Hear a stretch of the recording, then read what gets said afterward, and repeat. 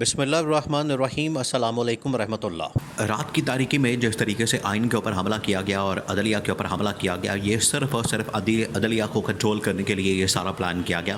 آئین کے اندر ترمیم کی گئی جو کہ عمران خان نے پہلے ہی اپنی قوم کو آگاہ کر دیا تھا، اور عمران خان نے دو اٹیمپٹس ان کی ناکام کی۔ دو اٹیمپٹس جو عمران خان نے ان کی ناکام کی۔ عمران خان نے سیاسی طور پر جس طریقے سے ان کی چالوں کو ناکام کیا، عمران خان نے عوامی احتجاج کے ذریعے سے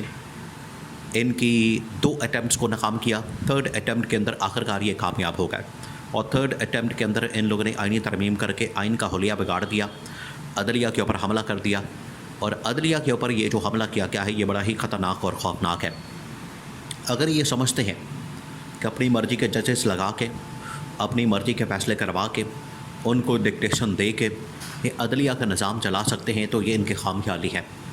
عدلیہ کے اندر اس وقت اتنا شدید ترین قسم کا غصہ پایا جاتا ہے، عدلیہ کے اندر ججز کے اندر اس وقت شدید ترین تشویش پائی جاتی ہے، جس کی وجہ سے عمران خان بھی اب اسٹریٹجی بنا چکا ہے کہ عمران خان نے کس طریقے سے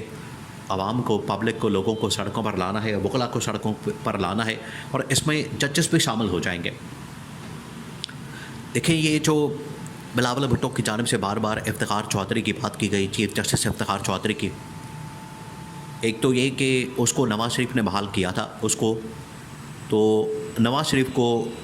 گلہ کرنا چاہیے بلاول بھٹو کو، کیونکہ نواز شریف نے ہی افتخار چودھری کو بحال کروایا، نواز شریف نے ہی یوسف رضا گیلانی کے خلاف پٹیشن ڈالی، نواز شریف نے بھی 18ویں ترمیم کو سپریم کورٹ کے اندر چیلنج کیا۔ تو یہ جو بلاول بھٹو جس سے شکوہ کر رہا تھا اپنی تقریر کے اندر، وہ شکوہ تو نواز شریف سے بنتا تھا، نہ کہ افتخار چودھری سے۔ اور جس طریقے سے وہاں پر وکلا تحریک نے کردار ادا کیا، وکلا تحریک نے اپنا ایک پورے ملک کے اندر تحریک شروع کی، وکلا تحریک نے اپنا کردار ادا کیا، وکلا تحریک نے عدلیہ کی آزادی کے لیے، عدلیہ کی بحالی کے لیے اور عدلیہ کی انڈیپینڈنس کے لیے جو جدوجہد کی، وہ دوبارہ سے اب جدوجہد کرنے کا وقت آ گیا ہے۔ عمران خان نے پہلے بتا دیا تھا کہ عوامی میدان میں عوامی احتجاج کے ذریعے سے ہم اس ترمیم کو روک سکتے ہیں۔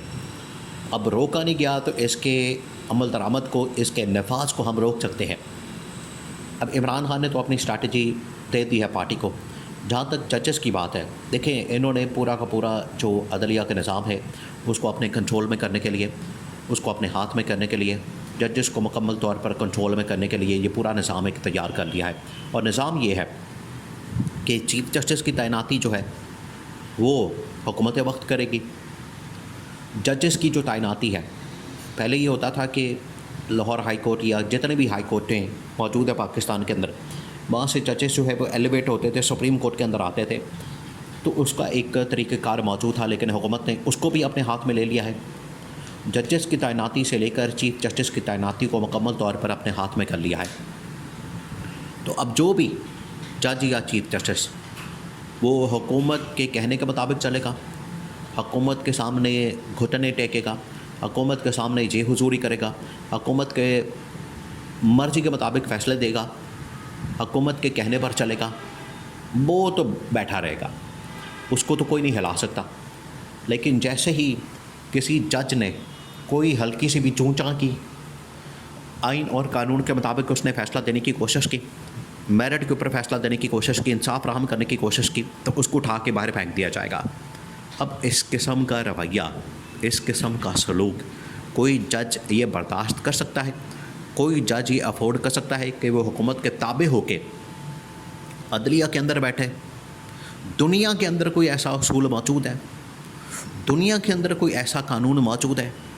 دنیا کے اندر کوئی ایسی مثال موجود ہے کہ حکومت کے تابع؟ دیکھیں، یہ جو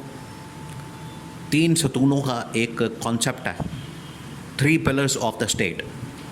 3 جو پاکستانی ریاست کے یا ریاست کے پلرز ہوتے ہیں، جس کے اندر ایک مقننہ لیجسلیچر، جس کے اندر ایک ایگزیکٹو حکومت، اور ایک ہے عدلیہ۔ یہ تینوں جو ستون ہیں جب اپنے اپنے انڈیپینڈنس کے ساتھ کام کریں گے، آزادی کے ساتھ کام کریں گے، بغیر کسی انٹرفیرنس کے، تب یہ ریاست کا جو نظام ہے وہ چل سکتا ہے۔ لیکن یہاں پر کیا کیا گیا ہے کہ پارلیمنٹ کے ذریعے سے حکومت وقت نے اسٹیبلشمنٹ کے ساتھ مل کر جو تیسرا ستون ہے ریاست کا عدلیہ،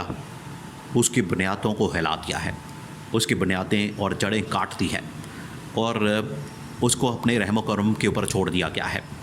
کہ حکومت اور پارلیمنٹ جو چاہے گی اس کے مطابق عدلیہ کو چلنا پڑے گا۔ تو اس قسم کے اصول اور قوانین کے ساتھ تو عدلیہ نہیں چل سکتی۔ تو کوئی جج یہ افورڈ نہیں کر سکتا، کوئی جج جو آئین اور قانون کے مطابق کھڑا ہوگا، فیصلہ کرے گا میرٹ کے مطابق، وہ تو اس حکومت کی ڈکٹیشن لینے سے انکار کر دے گا۔ اور یہ ایک نہیں ہے، یہ سینکڑوں کی تعداد میں اس طرح کے ججز موجود ہیں۔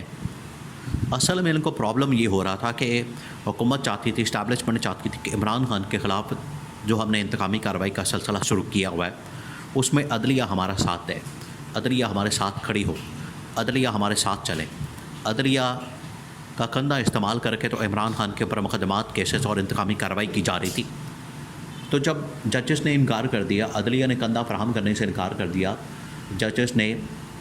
سہولت کاری کرنے سے انکار کر دیا، ججز نے جب آئین کے مطابق، قانون کے مطابق، انصاف کے مطابق عمران خان کو ریلیف دینا شروع کر دیا، تب ان کو اصل تکلیف ہوئی، تب ان کو اصل مسئلہ ہوا۔ تب جا کے ان لوگوں نے کیا کیا کہ عمران خان کے خلاف جو انتقامی کارروائی تھی وہ تو ان لوگوں نے کر رہی تھی، اس کو تو جاری و ساری رکھنا تھا۔ تو ان کو یہ آپشن نظر آئے کہ کیوں نہ ججز کو کنٹرول کیا جائے، اس کے لیے آئینی ترمیم لے کر آتے ہیں۔ تو اب ججز تو یہ کسی صورت قبول نہیں کریں گے، کیونکہ عمران خان کے خلاف تو جو انہوں نے کرنا ہے کر لیں۔ عمران خان تو اپنی جدوجہد کر رہا ہے، اب ججز بھی اپنی جدوجہد کریں گے، اپنی آزادی کی خاطر، اپنے ضمیر کی خاطر، عدلیہ کی آزادی کی خاطر، اس ملک کی خاطر، اور پاکستان میں آئین اور قانون کی حکمرانی کی خاطر۔ اب ججز تو ڈٹ گئے ہیں، ججز نے تو صاف انکار کر دیا ہے کہ قاضی فائز عیسیٰ نے جو پلان بنا کے حکومت کو دیا تھا، اور حکومت کے مطابق اب حکومت چاہتی ہے کہ ججز ہمارے مطابق کام کریں، ہمارے ماتحت ہو کے کام کریں، تو یہ سسٹم نہیں چل سکے گا۔ یہ ترمیم کو اب واپس ہونا پڑے گا، ترمیم کو واپس کرنا پڑے گا، ورنہ